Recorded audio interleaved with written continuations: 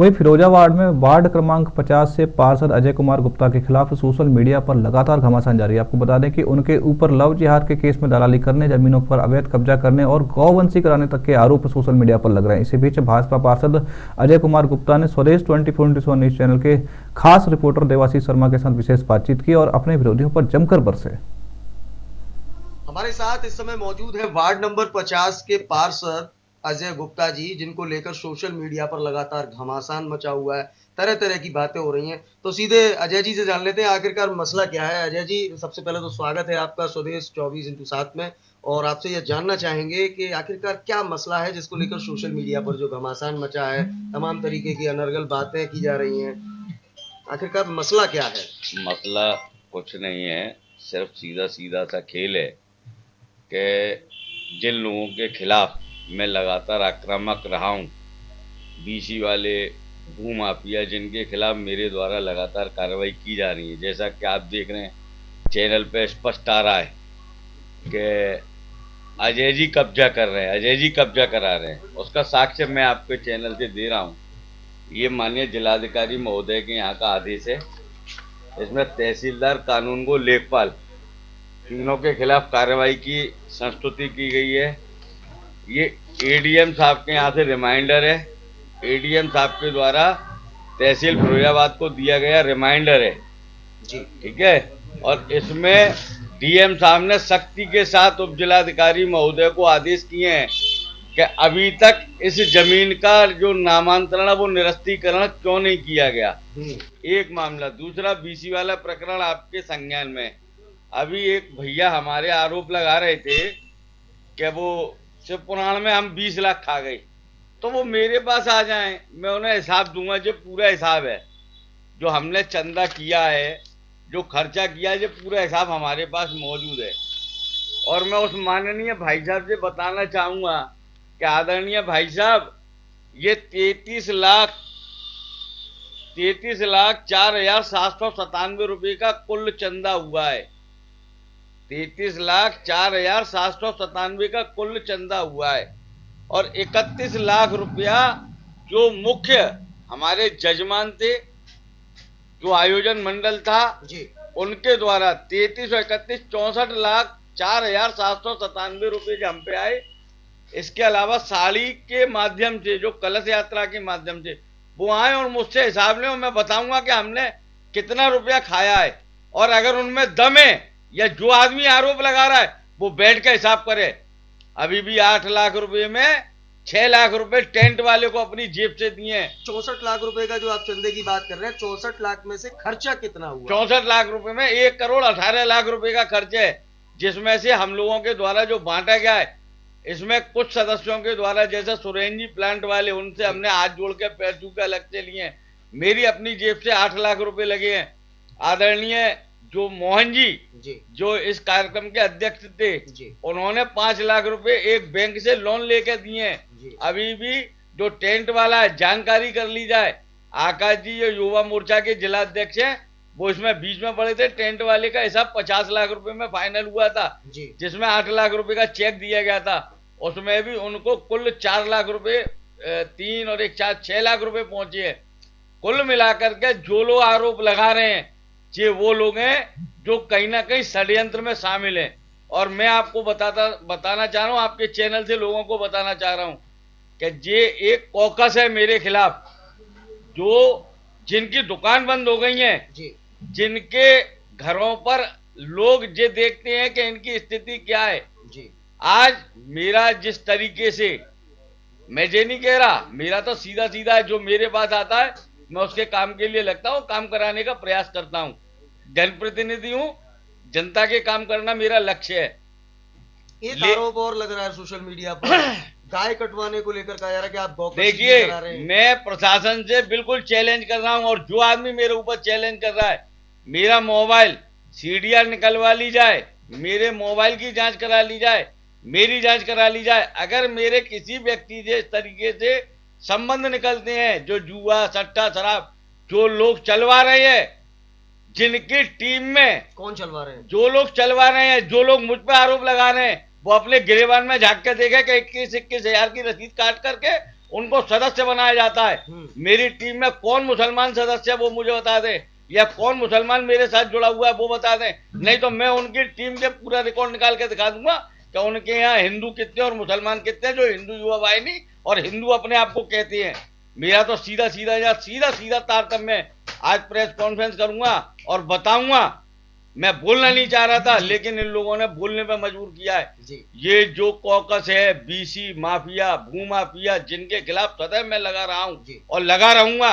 मेरे शरीर की अंतिम बूंद भी अगर भू माफियाओं के खिलाफ मैंने अगर आवाज बुलंद नहीं की तो मेरा नाम अजय कुमार गुप्ता नहीं। सोशल मीडिया पर अपशब्द भी कहे जा रहे हैं, तमाम तरीके की चीजें कही देखिए, जा रही हैं, तो ऐसे लोगों के खिलाफ आप कार्रवाई मैं आपको बता दूं, मैंने कल प्रार्थना पत्र थाना अध्यक्ष महोदय को दिया है जी।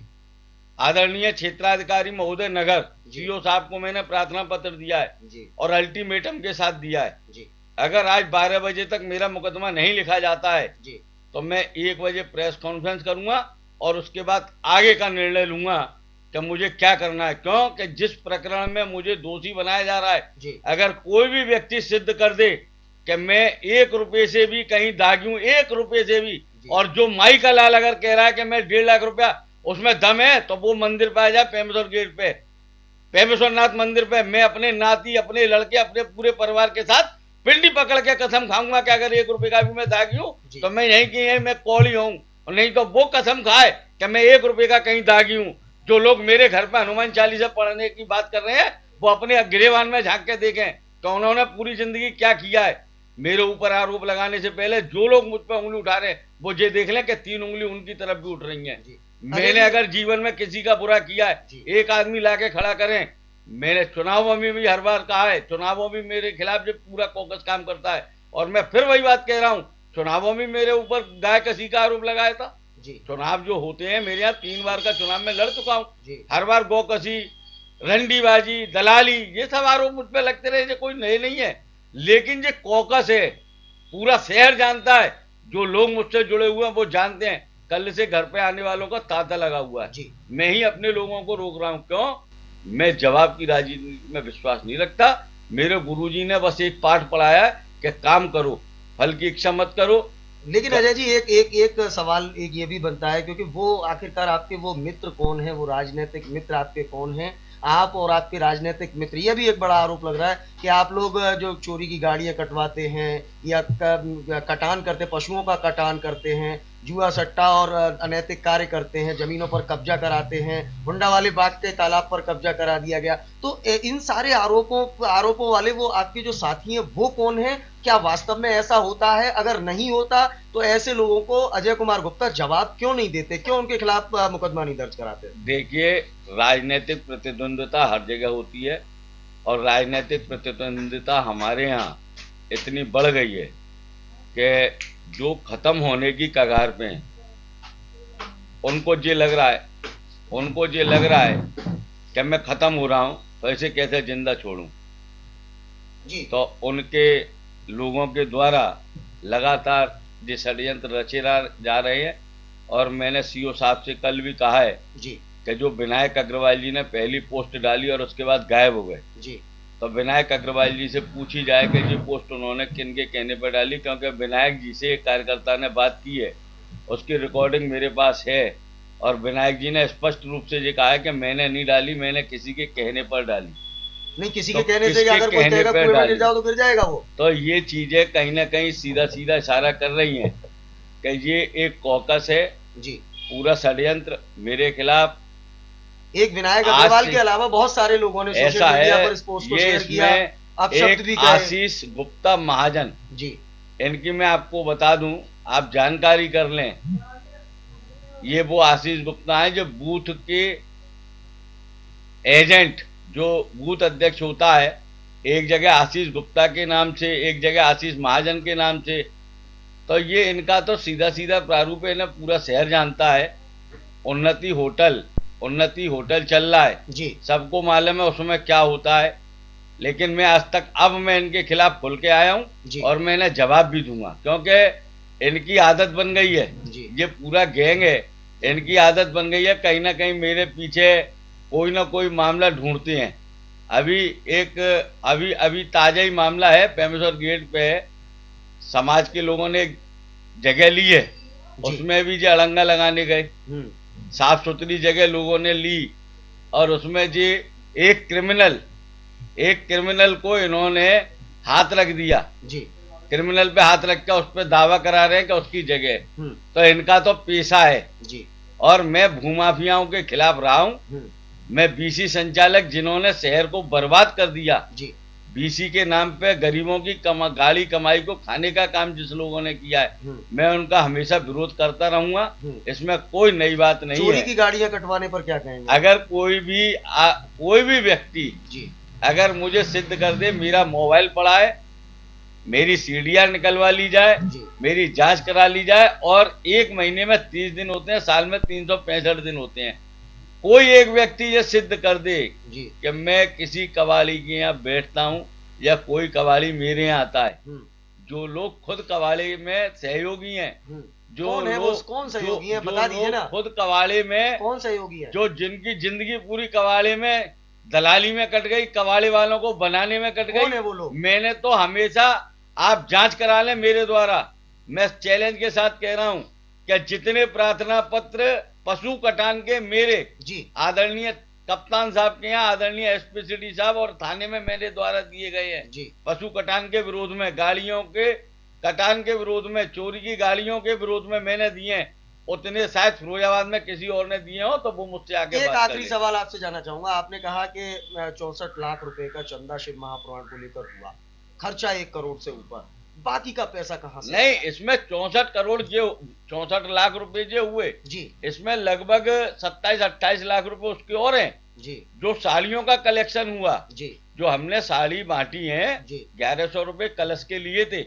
वो 27 लाख रुपए और हैं जी। उसका मोहन जी पे हिसाब है, जो मेरे पास कलेक्शन का हिसाब आया था, जो कलेक्शन का हिसाब है जी। 33 लाख का ये कलेक्शन है, 31 लाख का ये कलेक्शन है, जो टोटल मेरे पास ये पूरा हिसाब रखता हुआ 64 लाख रुपए हो गया। 64 लाख और 28 लाख रुपए आदरणीय मोहन जी 28 लाख रुपए लगभग उनके पास आया है साड़ियों का जी। वो सब मिला के इसमें 18 लाख रुपए साड़ियों का कलश का इसमें खर्च हुआ जी। ये लगभग हमारे पास 64 और 28 92 लाख रुपया जी आया। 92 लाख रुपए का कलेक्शन है, ठीक है। 1 करोड़ 18 लाख रुपया खर्च है। बाकी का पैसा मैं आपको बता दूं, जैसे टेंट वाला है जी, उसके 6 लाख रुपए कम किए गए हैं। अच्छा, वो वहां कम किए, और भी बहुत सारे जो मतलब एडजस्ट कर दिया, एडजस्ट किया। अभी 7 लाख रुपए मोहन जी ने जो ब्याज पर लेकर लगाए हैं, उनकी व्यवस्था और करनी है। जो आकर हिसाब देखना चाहे वो आ जाए।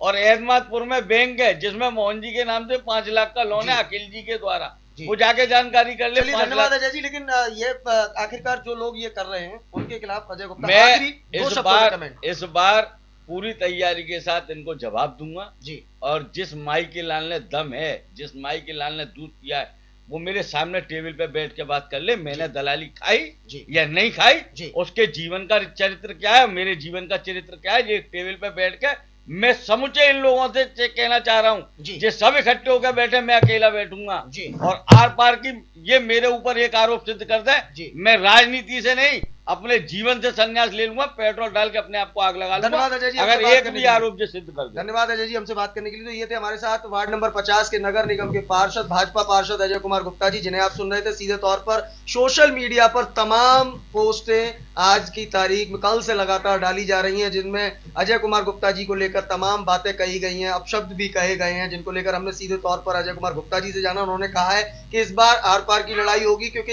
यह कहीं ना कहीं राजनीतिक द्वेष है, जिसके चलते मेरी छवि को धूमिल करने का प्रयास किया जा रहा है, जिसको लेकर अजय कुमार गुप्ता अब शिकायत करने जाएंगे, एफआईआर लॉन्च कराएंगे और प्रेस कॉन्फ्रेंस भी करने की बात कह रहे हैं। अब ऐसे में यह मामला क्या रंग लाएगा, यह तो आने वाला वक्त बताएगा। फिलहाल इस खास इंटरव्यू में इतना ही। सहयोगी मयंक शर्मा के साथ मैं देवाशीष शर्मा, फिरोजाबाद से एक विशेष संवाद।